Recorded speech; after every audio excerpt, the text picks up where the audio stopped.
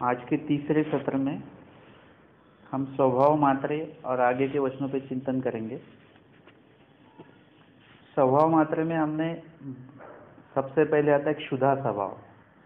क्षुधा स्वभाव में खाना कितना खाना है उसके ऊपर आपका आचरण निर्भर होता है। मतलब आपको आपका शरीर जो है उसको भी आपको स्वस्थ रखना है, तब जाके आप कुछ ना कुछ आचरण कर सकते हो। मतलब हर बात का एक टाइम होना ज़रूरी होता है। जैसे स्वामी जी ने अब अगर भोजन की बात आती है तो भोजन कहाँ से मिलेगा? तो भिक्षा से मिलेगा। तो भिक्षा भी कब मांगनी है? तीसरा पहाड़ी भिक्षा कीजिए, निर्धूम नगर या नगर वाले भिक्षरी कीजिए। मतलब सबका खाना होने के बाद में तब जाना है हमको खाना खाने, भिक्षा लेने। ऐसा क्यों बताया गया? अगर किसी के घर पे 4 रोटी बनी है और हम अगर भिक्षा के लिए वहाँ पे पहुँचते हैं तो वो 1 रोटी या 2 रोटी हमको भिक्षा में दे देंगे, लेकिन उनको फिर जो 2 रोटी कम पड़ेगी फिर वो क्या करेंगे? फिर से बनाएंगे। मतलब हम उनको रोटी बनाने के लिए हम निमित्त हो गए। लेकिन हम बाद में अगर भिक्षा जाते, जब उनका खाना होने के बाद में, अभी निर्धूम नगर मतलब पहले के ज़माने में ये जलाया जाता था, क्या? चूल्हा जलाया जाता था। फिर वो खाना होने के बाद में उसको बुझाया जाता, तो फिर वो जो धुआं पहले आने वाला है वो बंद हो जाएगा। फिर हमको समझता था कि अभी धुआं बंद हो गया, मतलब सबका खाना बनाने का कार्य खत्म हो चुका है। अभी वैसा नहीं है, अभी तो सब जगह पे गैस है। लेकिन पहले का वो बताया स्वामी जी ने। फिर आपको जाना है एक अंदाज से कि कम से कम लोगों का 12:30-1 बजे खाना हो जाता है, खा लेते लोग। उसके बाद में हम भिक्षा को जा सकते हैं। या फिर गांव में ऐसा भी है कि गांव में 10:30-11 बजे खाना खाया जाता है। आप खानदेश विभाग में जाओगे, जलगांव, भुसावल, तो वो साइड में सुबह जूने लोग सुबह 9 बजे खाना खा लेते या फिर 10 बजे ऐसा। तो सब उनका खाना होने के बाद हम अगर भिक्षा जाएंगे तो क्या होगा? जो बचा होगा उनके घर पे वही हमको मिलेगा। मतलब उनको भी नहीं खाना है, एक प्रकार से उपेक्षित अन्न है, वो हमको मिलना चाहिए, ना कि हमारे लिए कोई कुछ बनाए ऐसा। और उस संबंधित जो वचन है, भिक्षा के पूरा विभाग है भिक्षा वचनों का, ओळखत्याच्या घराना वसावे वगैरह वगैरह, ये सब है। उसका हम अलग विषय ले सकते हैं।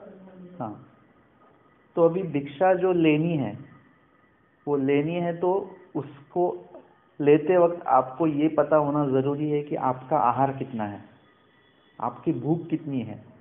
इंद्रियों की नहीं, आपके पेट की भूख कितनी है, आपको जीने के लिए कितना खाना ज़रूरी है, ये हमको पता होना ज़रूरी है। अभी क्या होता है कि हम लोगों ने ये कभी भी ये संशोधन ही नहीं किया हुआ कि हमारा आहार कितना है। मतलब आहार ऐसा लगता है हमको, आज मैंने ज़्यादा खा लिया, अच्छा हुआ। मतलब जो परोसने वाला है उनको अच्छा लगता है कि ज़्यादा खाए और 1 रोटी ज़्यादा खाइए। लेकिन स्वामी जी कहते कि प्राणासी आहार द्यावा। आपको खाना उतना ही है जितनी आपकी भूख मिटे, पेट की भूख। और हम क्या करते, इंद्रियों की भूख का सोचते हैं, वो कभी मिटेगी नहीं।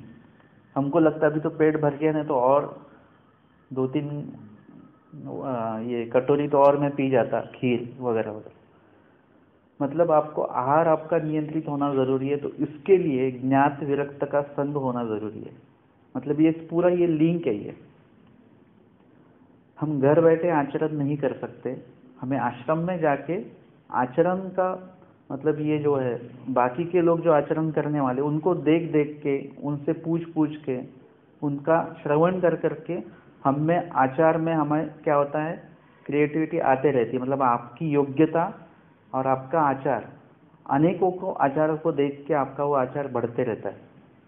और फिर हमको जो ज्ञात विरक्त है जिनका सन्निधान हम कर रहे हैं, फिर आपको वो बताएंगे कि अभी आप कितनी रोटी खाते हो? 3। अभी ऐसे करो, आप कल से 2.5 रोटी खाओ। फिर 8 दिन आप 2.5 रोटी खाएंगे, नॉर्मल है। फिर ऐसे करो, वो भी आधी रोटी कम कर दो, अभी 2 ही रोटी खाओ आप। फिर वो भी नॉर्मल है। फिर आपको पता चलेगा मैं 1 रोटी एक्स्ट्रा खा रहा हूँ। फिर वो बोलेंगे अभी आधी रोटी और ख़त्म कम कर दो। फिर वो 1.5 रोटी हो जाएगी। फिर 1.5 रोटी आप खाएंगे तो आपको थोड़ा सा भूख की तकलीफ होने लगेगी। फिर आपको समझेगा नहीं 1.5 रोटी बहुत ही कम हो रही है, तो आप उनसे फिर शेयर करेंगे। फिर वो बोलेंगे अच्छा तो अभी ऐसा करो 1.25 रोटी खाओ। फिर 1.25 रोटी जो है वो खाकर आप स्वस्थ है, कोई अस्वस्थता नहीं है, कोई भूख नहीं लग रही है आपको, और स्मरण भी आपका अच्छी तरह हो रहा है। क्योंकि कैसा है कि अगर हम बोलेंगे कि नहीं मैं कम खाऊंगा, लेकिन जब भूख लगेगी तो आपका जो मूल स्थिति है वो उसमें गड़बड़ होगी, अस्वस्थता होगी, आपके स्मरण भी शुरू है, भूख भी लगी है, तो दोनों में से क्या करना है अभी। इसीलिए थोड़ा सा शरीर को भी स्वस्थ रखिए, मतलब जितना चाहिए उतना ही दीजिए शरीर को। फिर आपको पता चला कि ये 1.25 रोटी मेरा मूल आहार है, और मैं खाता कितना था 3 रोटी, मतलब इतना एक्स्ट्रा में हम लोग खा रहे हैं ऐसा। तो ये हमको पता चलता है। पहले तो हमारा आहार नियंत्रित होना ज़रूरी है। उसमें भी फिर बताया गया है कि जो उत्तम आचरण है व्यक्ति, वो सिर्फ दिन में एक ही बार खाना वो खाते हैं। भिक्षा मांगेंगे, भिक्षा मांग कर फिर एक ही टाइम खाना खाना है, दिन भर में बिल्कुल नहीं। फिर पानी पीना वगैरह ये चलते रहेगा, लेकिन खाना एक ही बार खाना है बस। फिर उसमें कोई अनधिकारी है जिनको एक बार खाना खा के नहीं जमता है। आहार आपका पता है आपको कितना है, 1.25 रोटी। 1.25 रोटी का या 2 रोटी का आपने भिक्षा ले ली है। अभी आपको थोड़ा सा उसमें से, मतलब एक ही बार आप खाना चाहते हो, आपको जमता है तो एक ही बार वो भिक्षान्न आप खत्म कर दो। लेकिन हमारा अनधिकार है, तो क्या करिए, थोड़ा सा बचा के रखिए। शाम को वापस भूख लग सकती है, तब उसके लिए थोड़ा बचा के रखिए कि एक टुकड़ा आपने खा लिया और ऊपर से पानी पी लिया तो पेट को आधार हो जाएगा, फिर भूख नहीं लगेगी। कभी कभी ऐसा होता है कि कोई और अनधिकारी होंगे तो उनको सुबह को भी अगर उठेंगे तो उनको थोड़ा सा कुछ ना कुछ चाहिए, तो थोड़ी सी भिक्षा आप ज़्यादा ले सकते हो। 2 रोटी की भिक्षा ना लेते हुए 3 रोटी की भिक्षा ले सकते हैं, जो आपको शाम को भी थोड़ा सा पानी पीने के लिए काम आएगा। और सुबह भी आपको क्या करना है कि अटन के लिए निकलना है, चलना है, तो फिर थोड़ा सा कुछ खाना ज़रूरी है। तो उसके लिए वो थोड़ा सा खा के और थोड़ा 1 गिलास पानी पिएंगे तो मतलब बना रहेगा, आपकी भूख की तकलीफ आपको नहीं होगी, और चलने में भी आपको सहायता होगी। अभी जैसे कोई शुगर के पेशेंट है तो उनको एकदम से इतना लंघन उनको नहीं जमेगा, उनको थोड़ा थोड़ा बीच में खाना पड़ेगा, और उन्होंने खाना चाहिए। आप बोलेंगी नहीं अभी मैं उत्तम आचार करूँगा और मैं एक ही वक्त खाऊंगा, लेकिन आपकी प्रकृति, आपका आरोग्य भी आपको देखना है कि वो नहीं जमता है आरोग्य आपको, तो फिर आपको बीच में खाना पड़ेगा। जैसे हम संवत्सर वामबरी में रहते थे, तो ये सब वचन सुन के हम में से वैराग्य आ जाता था। फिर हम बोलते थे आज अभी हम 2 रोटी खा रहे हैं ना, आधी ही रोटी खाने की, चावल भी नहीं खाना है, मीठा भी नहीं खाना है। फिर वो गुरु जी को कोई बताता था, मामा जी को, कि ये बंदे ने ऐसा ऐसा शुरू है इनका। फिर वो हमको समझाते, अभी आप विद्यार्थी दशा में हो, आश्रम में रहते हो, आपको पढ़ाई करनी है। फिर पढ़ाई करने के लिए आपको जागना पड़ता है, रात के अंधेरे में भी आपको, मतलब कम उजाले में आपको पढ़ना पड़ता है, और प्लस आश्रम में आपको सेवा भी करनी पड़ती है, जो भी 1 घंटे की सेवा होती थी हमको शाम के वक्त। ये सब करने के लिए आपको आपका शरीर भी स्वस्थ होना ज़रूरी है। आप अगर खाना कम करेंगे तो आप में खून कम बनेगा, और खून कम बनेगा तो आपको पढ़ने में, सेवा दास्य करने में, सब में आपको अड़चनें आएगी। तो अभी आपका जो उम्र है वो कुछ बनने में है, मतलब आपके शरीर को जो चाहिए वो अभी उस मात्रा में, ना कि आप बहुत ज़्यादा खाओ ऐसा नहीं, लेकिन जितना आपका आहार है उतना आपको खाना है। आपको फिर पूरी पढ़ाई होने के बाद में एक मैच्योरिटी आ जाती है अपने आप, और बाद में आप आपके हिसाब से आचरण करो, फिर आप खुद का आचरण कर सकते हो। अगर ऐसे कुछ 1-2 वचन सुन के हम आचरण शुरू कर दे तो क्या होता है, कभी कभी हमें वो मैच्योरिटी नहीं होती, हमको उसमें से क्या नुकसान हो रहा है वो समझ में नहीं आता है, ऐसा होता है। इसीलिए हमारे शरीर में, हमारा शरीर अगर स्वस्थ रहेगा तो ही आप अटन भी अच्छी तरह कर सकते हो, विजन के लिए बैठ भी सकते हो अच्छी तरह से, पढ़ना वो भी आपको अच्छी तरह आ सकता है, और ये सब रहेगा तो आपका दिमाग स्वस्थ रहेगा। तो जो आप सुन रहे हो या पढ़ रहे हो उसके लिए, वो समझने के लिए, चिंतन करने के लिए दिमाग भी स्वस्थ होना बहुत ज़रूरी है। अगर आपका शरीर स्वस्थ नहीं है तो आपका दिमाग और आपका चिंतन ये भी स्वस्थता से आपको नहीं होने वाला है। इसीलिए भोजन पर हर बात, बहुत सा कुछ निर्भर है हमारा।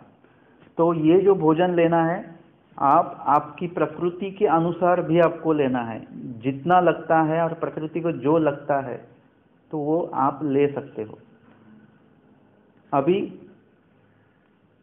इसमें जो कुछ भेद किए हुए अस्थिपरी के ऐसे 9 पुरुष और भी बताए हुए हैं बहुत से, कि भोजन के अनुसार उनके ये भेद हो रहे हैं कि कोई है वो पर्टिकुलर इतना ही अन्न ले रहे हैं, वो भी एक ही टाइम। कोई है साधक जो उतना ही आहार 2 टाइम ले रहे, उतना ही आहार 3 टाइम ले रहे हैं। कोई साधक है उनसे ज़्यादा ले रहे, थोड़ा सा चतुर्थांशी, अर्धाहारी, पाउन आहारी और संपूर्ण आहारी। तो ये सब रुक्षान्नी है। रुक्षान्न मतलब अभी जो हम खा रहे हैं वो रुक्षान्न नहीं है, उस पूरा साधन इंद्रियार्थ सब है उसमें, रस विखो। लेकिन ये जो खाना खा रहे हैं रुक्षान्न मतलब सिर्फ भाकर या सिर्फ चपाती या सिर्फ चावल, उसके ऊपर कोई साग वगैरह कुछ भी नहीं, दाल नहीं, कुछ नहीं।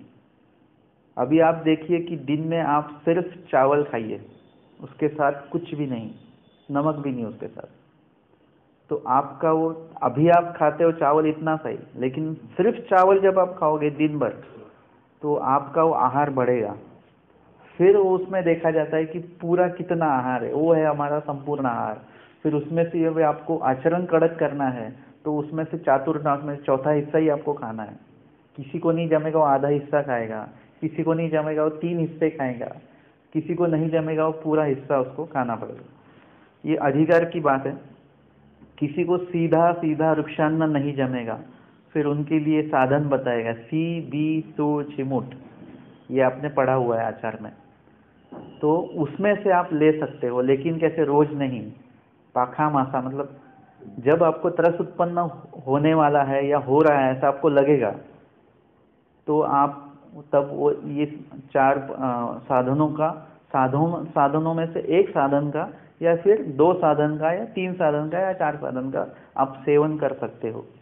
बाद में इंद्रियार्थ आता है, किनको किनको सिर्फ वृक्षान्न और साधन नहीं जमेगा तो कभी कभी उनको इंद्रियार्थ मतलब कुछ तो तीखा वगैरह ये खाने की उनको इच्छा होगी, तो वो महीने में एक बार या 15 दिन में एक बार ऐसा वो खा सकते हैं। किसी को रस भी को खाने की इच्छा हो सकती है। मतलब स्वामी जी ने बोला त्रसो नहीं दीजिए, शरीर को त्रस उत्पन्न मत होने दीजिए, बैलेंस बना के रखिए पूरा। ऐसा ना हो कि हम खा तो नहीं रहे, मीठा सामने है, मैंने मीठा छोड़ दिया है, खा तो नहीं रहे, लेकिन मन उसमें अटका हुआ है कि एक दिन अगर लेट छोड़ते तो आज ये खा के, या फिर प्रसाद के दौर पे तो खा लेते, ऐसा वगैरह हमारे दिमाग में वो भोजन तो हमने छोड़ दिया है लेकिन उसका विचार अभी तक हमने छोड़ा नहीं है, वो शुरू है हमारे मन में। आपको जो छोड़ना है ना, पदार्थ आपको नहीं छोड़ना है, पदार्थ खाने की जो आपकी वृत्ति है, जो आपका उसमें आसक्ति है ना, उसे छोड़ना है आपको। तो फिर वो पदार्थ आप खाएंगे भी तो वो न खाने जैसा है, आसक्ति बिल्कुल भी नहीं है। अभी हम खा नहीं रहे लेकिन हमारी आसक्ति उसमें है, तो खा तो नहीं रहे लेकिन खाने जैसा ही है वो। और जब आपकी आसक्ति नहीं रहेगी तो आप खा भी लेंगे फिर भी वो न खाने जैसा है, ऐसा। इसीलिए आपको हर पदार्थ में जो आपकी आसक्ति है वो निकाल देनी है। इसलिए स्वामी जी ने क्या बताया कि जो भिक्षान्न आप लेकर आ रहे हो उसको अलग अलग मत खाओ, उसको पूरा एक कर दो। तो उसमें खट्टा है, मीठा है, तीखा है, जो भी कुछ है सबको मिक्स कर दो और फिर खाना शुरू कर दो। किसी का भी टेस्ट आपको अलग से नहीं आएगा। अभी हम खाते वक्त अचार, बीच में हमको अचार की याद आती है, मतलब वो स्वामी जी ने बोला है वो नहीं, जो हमने बनाया हुआ है अचार, उसकी याद आएगी तो हम खाते खाते फिर थोड़ा अचार खा लेते, थोड़ी चटनी खा लेते वगैरह। तो यहाँ पे जो बताया गया है स्वामी जी ने, पूरा मिक्स करके खाओ, किसी भी पदार्थ का अलग टेस्ट आपको नहीं आना चाहिए। मतलब वो टेस्ट अगर आपको आएगा मतलब वो टेस्ट आप लेते हो और आपको अच्छा लगता है कि हाँ एकदम खट्टा खाऊंगा तो अच्छा लगता है। तो मतलब हम अपने इंद्रियों का विचार हम ज़्यादा कर रहे हैं।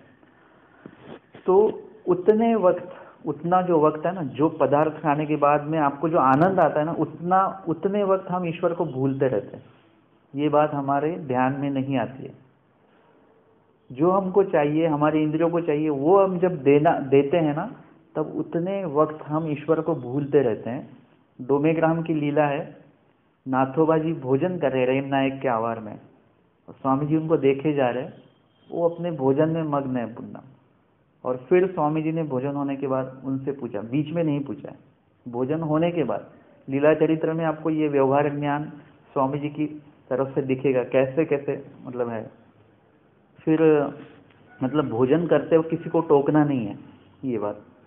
फिर स्वामी जी ने पूछा, क्या भोजन आप जब कर रहे थे उस वक्त, उस दरमियान आपको हमारी याद आ रही थी? वो कैसे थे? प्रामाणिक थे।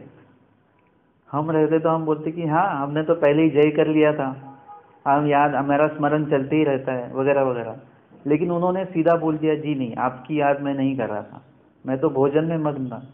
तो फिर वहाँ पे स्वामी जी ने बताया कि तुम्हा शयनासनी भोजनी, शयन, आसन और भोजन, ये तीनों वक्त ऐसे जहाँ पे हम ईश्वर को आराम से भूल सकते हैं। वैसे तो ईश्वर याद ही नहीं रहते, और वापस भूलने की अगर कोई बहाना मिल जाए तो और भूलना चाहते हैं हम, मतलब ऐसी वृत्ति है जीव की। लेकिन स्वामी जी का कहना है कि ऐसी जगहों पे भी आप हमको ना भूलें, जहाँ पे भूलने का ज़्यादा मौका है वहाँ पे भी आप ना भूलें उसको, हमें ईश्वर को नहीं भूलना है हमको।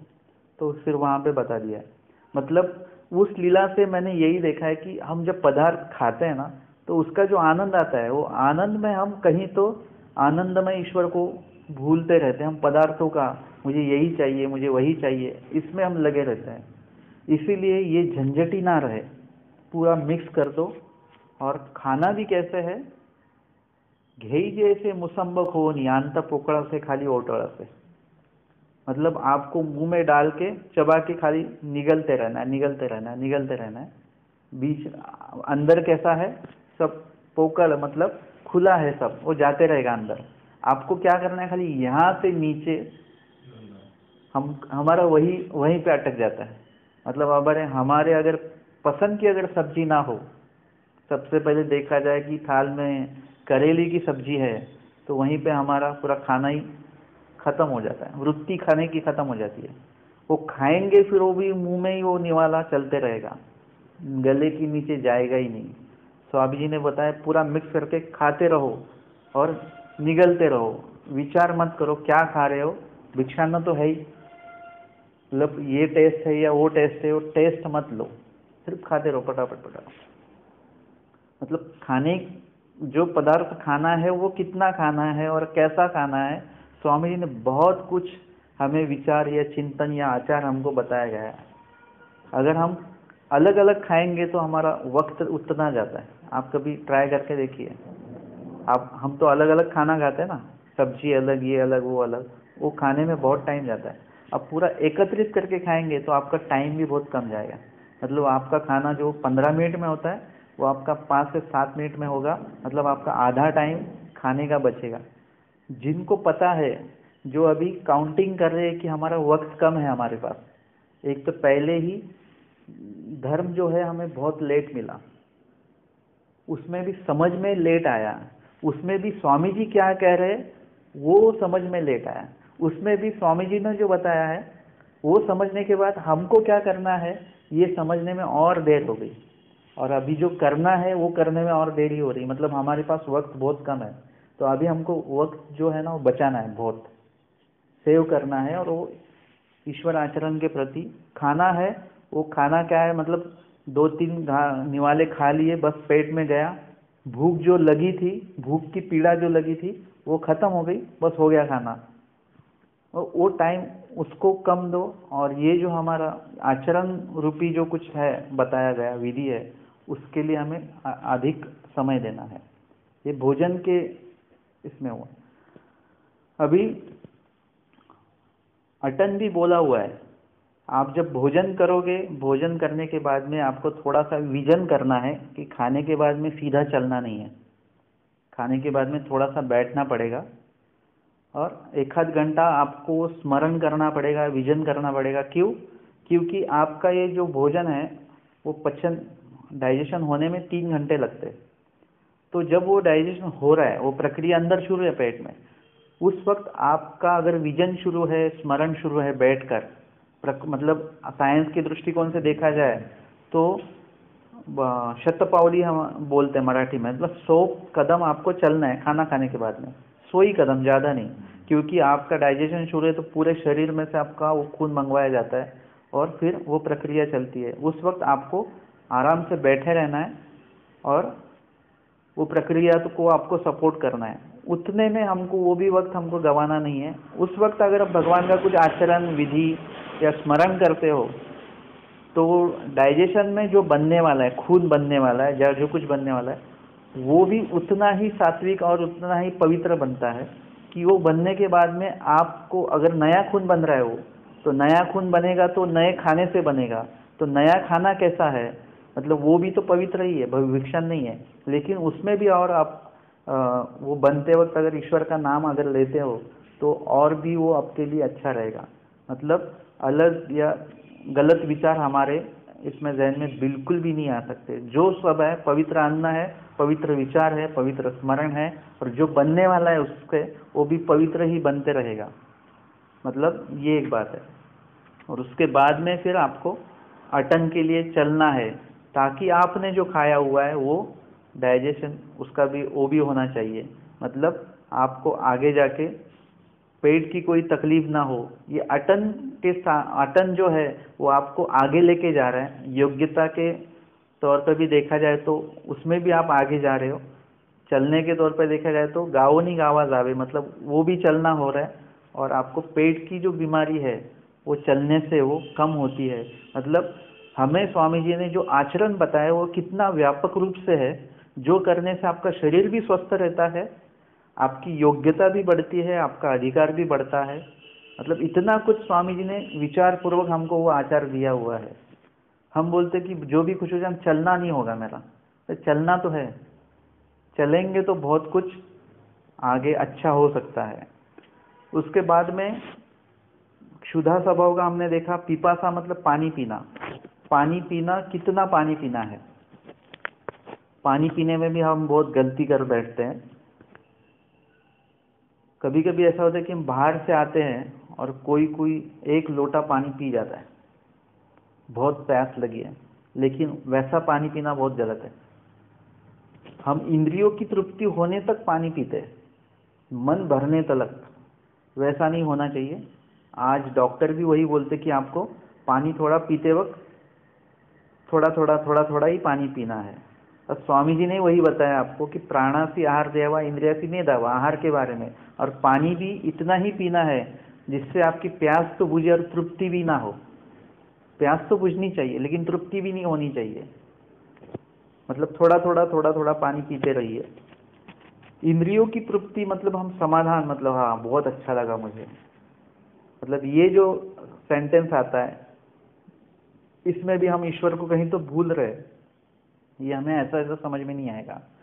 क्षुधा पिपासा अगर आपका ठीक रहेगा तो आगे का जो मलमूत्र है उस पर भी नियंत्रण बराबर आते रहेगा।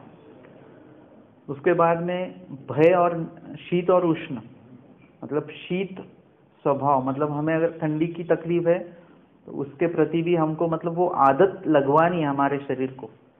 अगर हम बोलेंगे ठंडी से भागते ही रहेंगे दूर तो हमारी ठंडी कभी नहीं जाएगी। जैसे हम बिस्तर से अगर निकले ही नहीं बाहर, ठंडी है तो आपकी ठंडी जाएगी नहीं। आपको क्या करना पड़ेगा, बिस्तर का त्याग करके आपको निकलना पड़ेगा ठंडी में, फिर आपको ठंडी की आदत होते रहेगी, धीरे धीरे धीरे धीरे सब होता है। वैसे ही किसी को अगर उष्णता मतलब गर्मी की अगर कोई प्रॉब्लम होती है तो वो भी, उसके लिए भी उपाय है।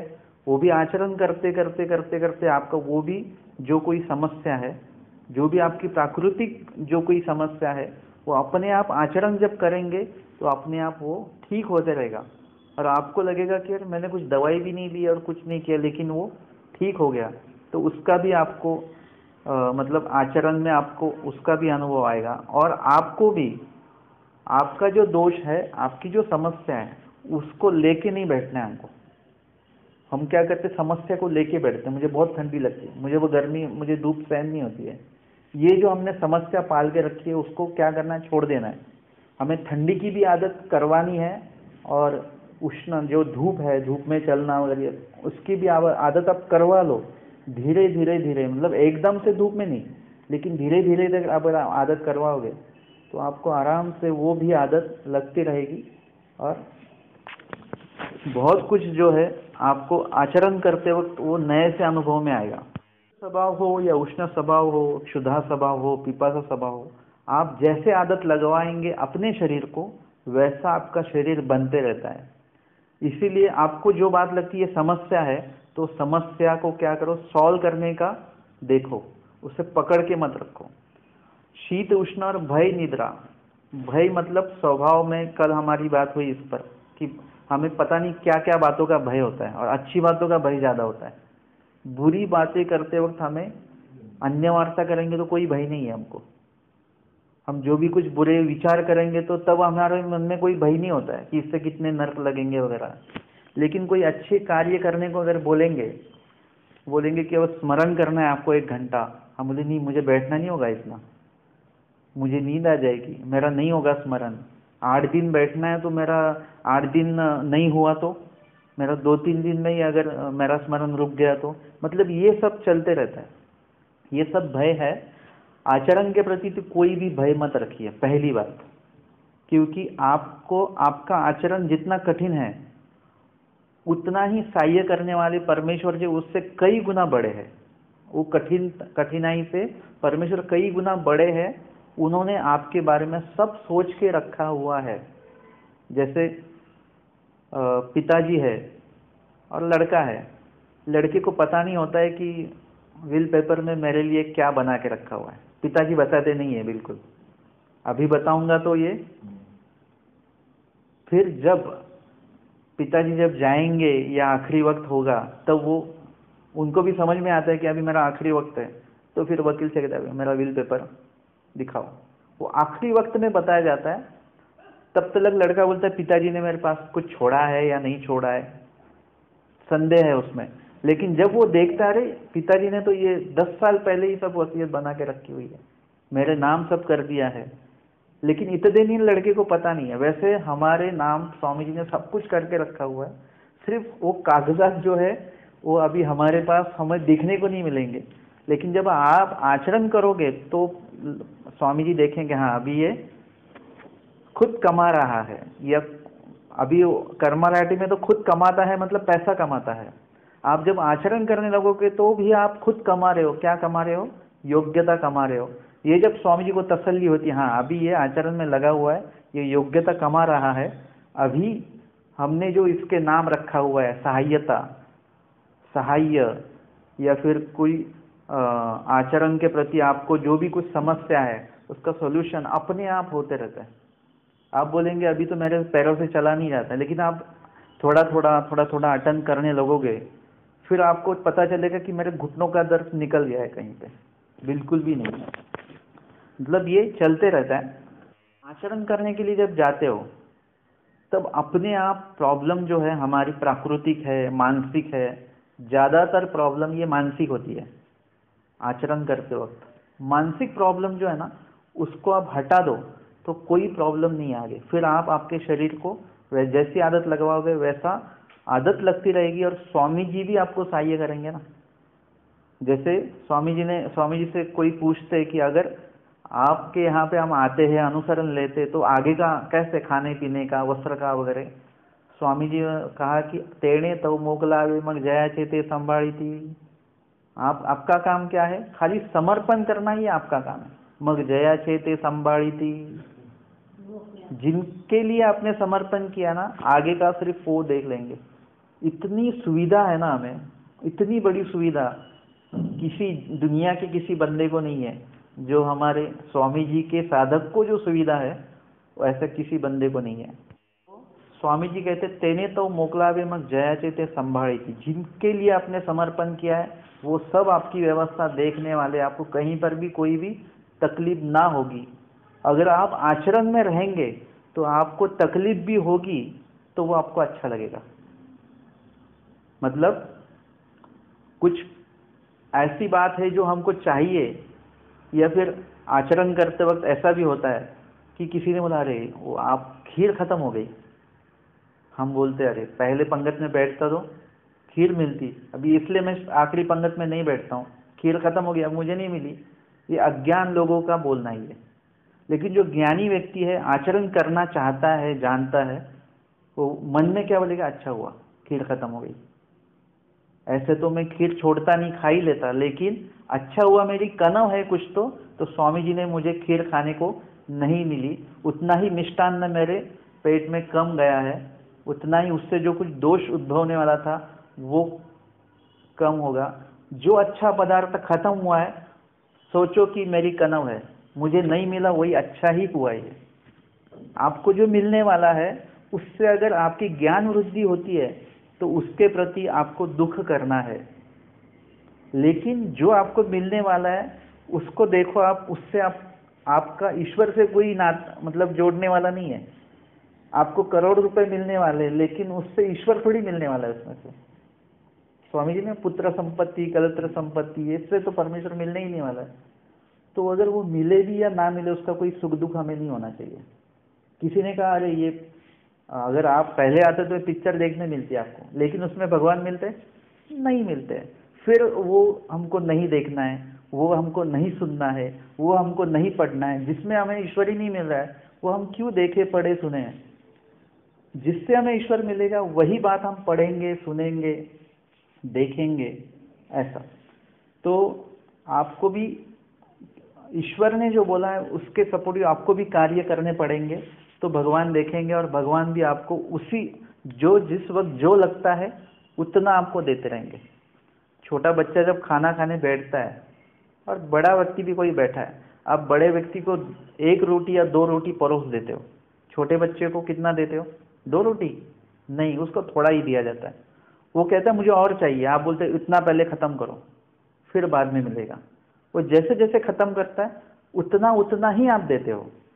आपको पता है हालांकि एक रोटी खाएगा, लेकिन आप 1 रोटी नहीं परोसते हो, उसको थोड़ा सा ही रोटी परोसते हो। वैसे भगवान भी आपका जैसा आचरण रहेगा वैसे वैसे आपको उस वक्त पे आपको बराबर सहाय्य होते रहेगा। हमको लगेगा कि सहाय्य होगा कि नहीं होगा, होगा कि नहीं होगा, लेकिन बराबर उसी वक्त वो सहाय्य आपको होता है। और आपको क्या करना है, आचरण करते वक्त वो सहाय्य का आनंद लेना है, अनुभव लेना है। इसके लिए मेरे हमेशा की एक लीला है जो मुझे बहुत अच्छी लगती है, डोमेराम की लीला है। और स्वामी जी का निरूपण शुरू होने जा रहा है, हो रहा है, और स्वामी जी कहते हैं कि सब लोग आए लेकिन भट्टोबाग जी नहीं आए। तो वहाँ पे दादोस बैठे, वो पहले गुस्से में है, उनको ऐसा लगा कि भट्टोबाग जी जैसा शिष्य अगर मुझे मिलता, लेकिन वो स्वामी जी के सन्निधान में है अभी। तो उन्होंने स्वामी जी को थोड़ा टोकने जैसा बोल दिया कि स्वामी जी का वानरा उसे बुखार है। किसका वानरा? आपके वानरे को बुखार है। मतलब ये टोक के बोलना हुआ है। और वैसे देखा जाए तो उन्होंने सही बोला है, आपका वानरा, मतलब वो स्वामी जी के ही है वो। तो स्वामी जी का अभी व्यवहार दृष्टिकोण से अगर देखा जाए तो पेशेंट को कभी बुलाते नहीं कि हमको मिलने आइए, हम पेशेंट को मिलने जाते। लेकिन स्वामी जी ने वैसा नहीं किया। स्वामी जी ने कहा कि अच्छा बुखार है और वो खुद को संभाल नहीं पा रहे, ऐसा है, बुलाइए उनको। अब ये उल्टा है ना, बुलाइए उनको। स्वामी जी ने जाना चाहिए था वहाँ पे, या किसी को भेजना चाहिए था, लेकिन स्वामी जी ने उनको बुला लिया। और आने के बाद में भी वो खड़े रहे, उनके आंखें पूरे लाल हो चुकी थी, और जो बुखार उन्होंने बताया था वैसा ही उनको बुखार था, खुद को संभाल नहीं पा रहे थे, वो बहुत बुखार था। और स्वामी जी ने उनको बोलते हुए बोला, हमने सुना है कि आपको बहुत बुखार है और खुद को आप संभाल नहीं पा रहे हो। आचार्य जी इतने कुशल व्यक्तिमत्व के व्यक्ति थे कि उन्होंने जो स्वामी जी का सेंटेंस सुना हो, स्वामी जी ने क्या बोला, हमने सुना है। हमने सुना मतलब मेरे बारे में यहाँ पर कुछ तो बात हुई है। और स्वामी जी को ये भी पता है कि मुझे बुखार है, फिर भी स्वामी जी ने मुझे बुलाया है, मतलब कुछ तो हेतु कुछ अलग है। हमने सुना है कि आपको बुखार है, उन्होंने बोला नहीं, किसने कहा मुझे बुखार है? आप खुद को संभाल नहीं पा रहे? नहीं, ये मैं तो खुद को संभाल पा रहा हूँ, मैं खुद ही चल के आया हूँ, ठीक हूँ, मैं सोचता हूँ क्या क्या सेवा है। स्वामी जी ने कहा फिर नेवासा जाओगे अभी? वो भी उन्होंने सोचा कि उनको पता है स्वामी जी को मुझे बुखार है, फिर भी नेवासा भेज रहे हैं, मतलब कुछ तो अदृष्ट हेतु है। उन्होंने कहा ठीक है जाऊंगा। बाईसा जी से स्वामी जी ने पूछा क्या लाना है, उन्होंने बताया ये चीज़ें लानी है। कितने की होती है? इतने इतने की होती है। और एक दाम जो है ज़्यादा दे दिया स्वामी जी ने उनको।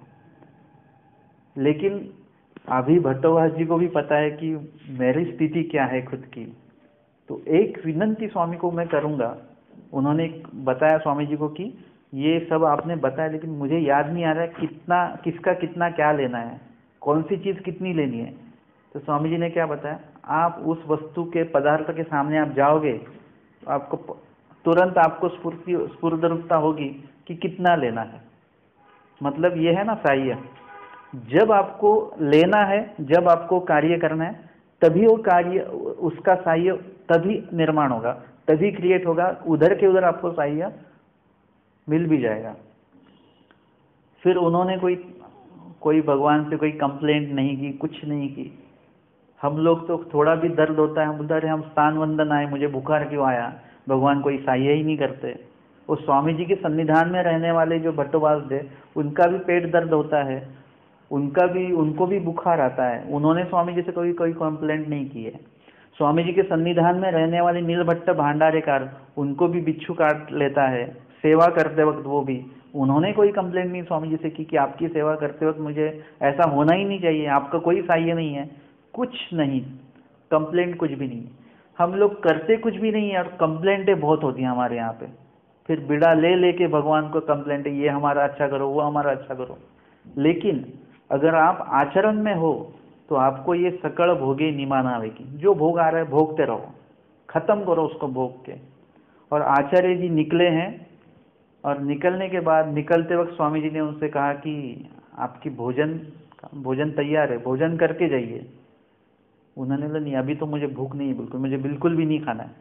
बुखार जब होता है तब कोई भी बुखार वाला बंदा जो है वो खाना खाता नहीं, भूख नहीं लगती उसे। लेकिन स्वामी जी की आज्ञा है, स्वामी जी ने बोला है, लेकिन उनके वो ध्यान में नहीं आया, वो निकले हैं बिना खाते ही। और जैसे चलते गए, हमारा विषय वही शुरू है कि जितना आप चलोगे वो आपकी स्वस्थता भी बनाए रखेगा शरीर की, और योग्यता भी बनाएगा वो चलना आपका।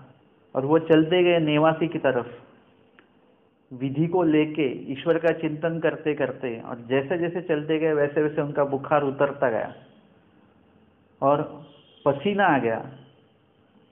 वहाँ पे एक पानी का एक ये था जलाशय जैसा, तो वहाँ पे उन्होंने हाथ पांव धो लिए और उनको बहुत ज़ोरों की भूख लगी। जब बुखार निकल जाता है तो सबसे पहले भूख लगती है, भूख लगना मतलब बुखार चले जाना, ऐसा है। लेकिन स्वामी जी ने वो व्यवस्था उनकी पहले से करके रखी।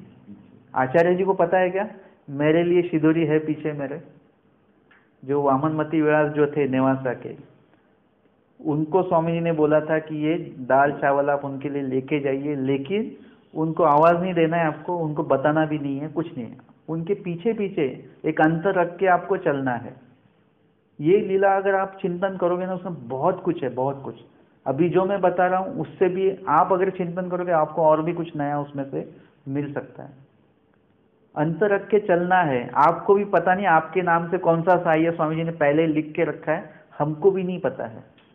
हम जब आपको वो बुखार जाएगा तब वो साह्य उस वक्त आपको काम आने वाला है।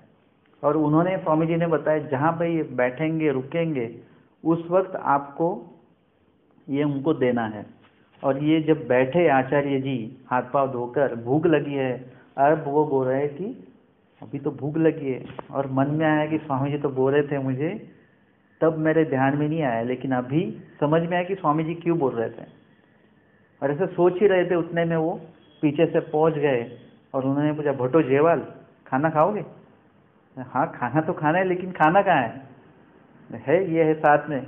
स्वामी जी ने आपके लिए शिदोरी दी हुई है, और आचार्य जी ने वो देखा है, और वो बोले कि उनका जो वाक्य है उसमें कि गोसाव्यांसी माझी चिंता। हम बोलते देखो भगवान कैसे है कि मुझे बुखार में भेज दिया है, भगवान को मेरी कोई चिंता नहीं है। हम कई बार बोलते रहते, लेकिन भगवान को हमारी बहुत चिंता है, बहुत, क्योंकि हमारे लिए ही सब पूरा निर्माण किया गया है। अगर हमारे बारे में नहीं सोचेंगे स्वामी जी तो किसके बारे में सोचेंगे। लेकिन आप भगवान को हमारी चिंता कब रहेगी, जब हम भगवान के चिंतन में रहेंगे, तब भगवान को हमारी चिंता रहेगी। और फिर वो कहते कि गोसाव्यांसी माझी चिंता, वो शिदोरी देख के तो उनका पेट भर गया। मतलब स्वामी जी कितना सोचते हैं मेरे बारे में। मैंने ये भी सोचा नहीं था कि स्वामी जी इतनी व्यवस्था करेंगे। और फिर उन्होंने वो खाना भोजन ले लिया है, फिर नेवासा गए, जो लेना था वो उन्होंने लिया, सब लिया। और एक दाम जो था एक्स्ट्रा बचा था, उनको ध्यान भी नहीं आ रहा था इसका क्या लेना है। वापस घूमे बाजार में, लेकिन नहीं याद आया। और फिर डोमेग्राम लौट आए और सब दे दिया। बाईसा जी ने कहा कि ये टाइम के जो पूरे जो पदार्थ है वो सस्ते भी मिले हैं और अच्छे भी है, बहुत अच्छा लेके आए। उन्होंने बताया कि एक दाम या ये किसका क्या लेना है मुझे याद ही नहीं आया। स्वामी जी ने बोला आपको ऐसा हो ही नहीं सकता कि याद ना आए, आपने सब बराबर दिया लिया है, ये हमने आपको ज़्यादा दिया हुआ था, ये बराबर आप लेके आए हो। और स्वामी जी फिर दादोस की तरफ देखकर स्वामी जी कहते कि ज्वरिताचे काही कार्य ऐसे, मतलब जिसको बुखार है वो ऐसे कार्य कर सकता है, चल के जाना, चल के आना, वजन लेकर आना और अच्छे पदार्थ लाना। मतलब आप शारीरिक रूप से आपको जो कष्ट है, मतलब आपको जो बीमारी है, उसमें भी स्वामी जी आपको सहाय्य करते हैं। हम लोग अगर मानसिक रूप की बीमारी लेके बैठे हैं तो उसको दूर हमें खुद ही करना चाहिए। आप वो खुद करेंगे तो शारीरिक रूप की जो बीमारी है उसे परमेश्वर बैठे हुए है, और उसकी भी अपेक्षा मत करो कि ये मेरा शारीरिक रूप से मेरा जो बीमारी है वो मेरा हटाए भगवान। कोई कभी भी विनंती मत करो, क्योंकि हम भगवान के पास बड़ा केस लेके गए हैं। कौन सा? हमें जो अविद्या नामक जो कैंसर लगा हुआ है, उस बीमारी का इलाज करने बैठे हम। ये बाकी की तो बीमारी है उसमें तो ऐसे ही निकल जाने वाली है, बस सब निकलने वाला ही है। सब जो कर्म है वो अविद्या के ऊपर लगे हुए हैं, और ये हमारा ये दर्द हो रहा है, ये टेंशन है, वो टेंशन है, ये सब अविद्या के ऊपर के छोटे छोटे बीमारियां हैं। तो बड़ी बीमारी कौन सी है? अविद्या है। अगर आप अविद्या को निकाल दे, डॉक्टर बोलते हैं ना आपको, अच्छा ये ऐसा हो रहा है कि आप ऐसा करो, तेल का खाना छोड़ दो, मीठा खाना छोड़ दो, चलना शुरू कर दो, मतलब ये बातें आप करोगे तो ये बाकी की बीमारी आपकी अपने आप निकल जाएगी। तो हम अविद्या का केस लेके गए भगवान के पास, तो वो अविद्या अगर निकलेगी उसके साथ पूरे के पूरे सब बीमारियां सब निकलने वाली है। इसीलिए हमें आचरण करते वक्त ये स्वभाव मात्रे के ऊपर हमने थोड़ा सा विश्लेषण देखा है, भोजन के बारे में, पानी पीने के बारे में, उसके बाद में भय, नींद भी हमको कितनी लेनी है, एक पर्टिकुलर। कभी एक बार सो गए, फिर कोई किसी बात का मतलब ये नहीं है कि मतलब स्मरण के लिए उठना है, या फिर बीच में हमारी जो नींद होती है वो सावधान नींद होनी चाहिए, कि ऐसा नहीं एक बार सो गए, ऐसा नहीं होना चाहिए। उसमें भी हमको कितना सोना है, जैसे हमने खाने का ये किया ना, मार्क किया कि इतना ही ये खाना मेरे लिए बराबर है। हम अभी 8 घंटे सोते हैं, लेकिन हमारी नींद 6 घंटे में पूरी हो रही है, तो फिर वैसा ट्राई करके देखिए कि 6 घंटा सो के देखिए। फिर दिन में आपको कोई तकलीफ होती है क्या? नहीं होती है, तो 6 घंटा नींद हमारे लिए बहुत होगी। मतलब जो 2 घंटा हम एक्स्ट्रा सो रहे हैं, तो 2 घंटे में हमारा ज़्यादा कुछ ना कुछ स्मरण हो सकता है, पढ़ना हो सकता है, वगैरह वगैरह। नींद करते वक्त भी हमको कैसे सोना है? श्वान कुंडली, मतलब जैसे श्वान सोता है, एकदम सावधान आपको सोना है। ज़्यादा जगह आपको उसमें व्यापना नहीं है, मतलब कम जगह में आपको सोना है। और सोते वक्त जेची आंतरुम तेची पांगरुम, मतलब जो नीचे बिछा है उसी को ऊपर लेना है। अगर आपका शीत और उष्ण स्वभाव के ऊपर आपका नियंत्रण होगा तो ये भी आपको ज़्यादा ठंडी नहीं लगेगी, और लगेगी भी तो उस ठंडी से आपकी जो नींद है वो एकदम गाढ़ी नींद नहीं होगी, सावधान नींद होगी कि बीच बीच में आपको आंखें आपके खुलती रहेंगी। आपको मतलब अ, अगर हम जब जब हमको नींद खुलेगी बीच में, तब आपको भगवान का नाम याद आएगा, श्री चक्रवरा नाम स्मरण चलते रहेगा। ऐसा नींद भी हमारी कम और जितनी चाहिए उतनी ही हमने लेनी है। ऐसे अष्ट स्वभाव के बारे में हमने यहाँ पे विश्लेषण देखा हुआ है। आगे का विषय आगे के सत्र में हम लेंगे। दंडवत हो।